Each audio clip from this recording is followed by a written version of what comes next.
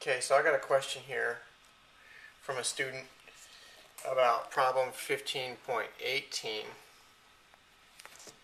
Alright, and this question says, consider these contour plots. These contour plots are described here in the previous question. But in general, it's a two-dimensional version of what we look at in a one-dimensional particle in a box. So that right there this is the amplitude, which is higher than this. The amplitude is 0 here at this point. This is a particle in a box. V is equal to infinity, or not V, yeah, V. Potential is equal to infinity. Potential is 0 inside the box, and so on, right? So you've seen this several times. This would generate in two dimensions. If we're going to do this two-dimensionally, we'd have to do something like maybe, write a particle in a box.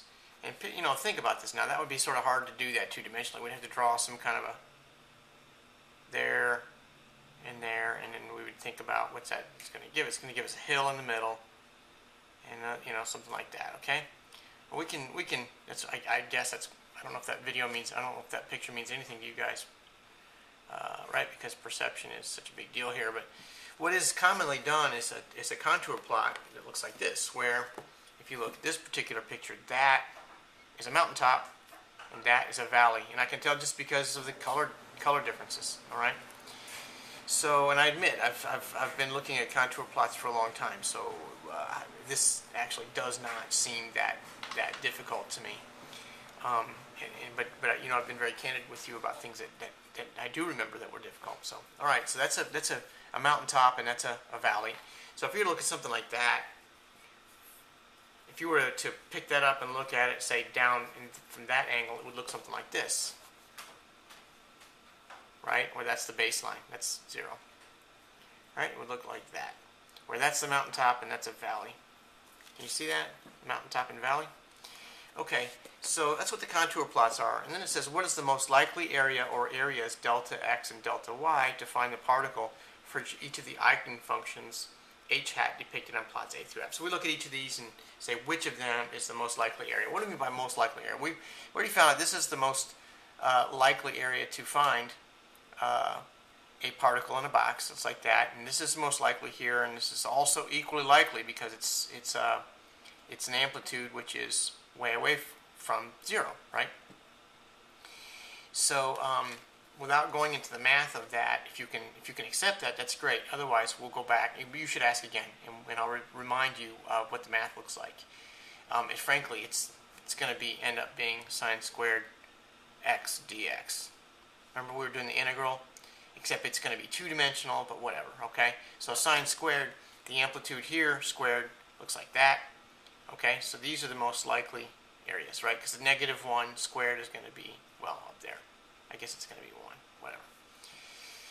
All right, so it turns out that mountaintops, here's just a fact, if you can take it with you, maybe this will be good enough. Mountaintops and valleys are the most likely place, or the areas where the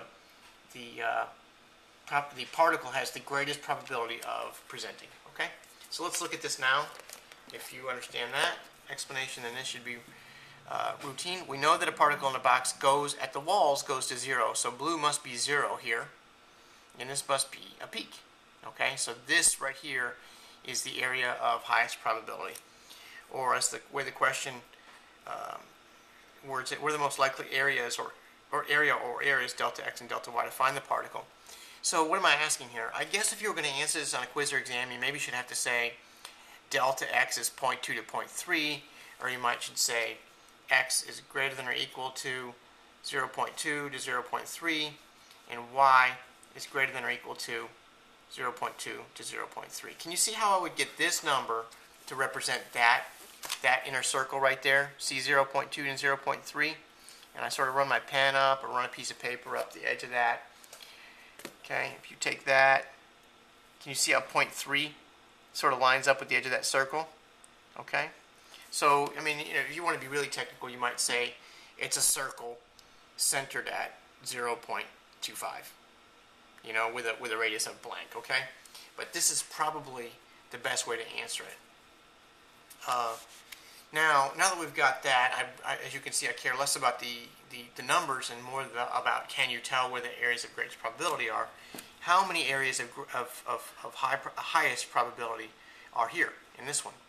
Remembering that the mountaintops and the valleys are the areas of greatest probability, how many are there? Well, there's a mountaintop, mountaintop, mountaintop, valley, valley, valley. There's 6.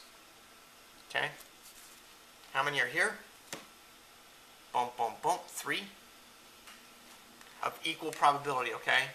The particle is most likely to be found either here, here, or here. Okay, and how many do you see here? 4? Can you see that? Okay, and then the second part of this question is for a one-dimensional box, the nodes are points. So what do we mean by a node? There's a node, and there's a node. And if we were looking at this one here, and say we were looking at the second energy level, and it's equal to 2, we'd find we had 1, 2, 3 nodes. Oh, I'm sorry. I think technically the ones at the edges are not considered nodes. Okay, I forget what that if that's technically a node or not. But I know this is definitely a node. All right. So it says that nodes in a one-dimensional box are points. What forms do the nodes take in a two-dimensional box? And if you can appreciate that right there is the node. Suppose we're making this a three-dimensional box here, rather a two-dimensional box here. It turns out that the node is really that line right there, where this wave function, this two-dimensional wave function, crosses the plane, where the plane being 0. Okay, so there's a node, and there's a node, and here's a node, and here's a node, and here's a node, and here's a node, and here's a node. Okay? So what form do the nodes take for the two-dimensional box? They're lines. And then finally, where are the nodes located in points A through F? I guess I just showed you those, okay? And then finally, how many nodes are there in each contour plot? I think I'm going to leave that question unanswered for this video. Okay? Hope that helps.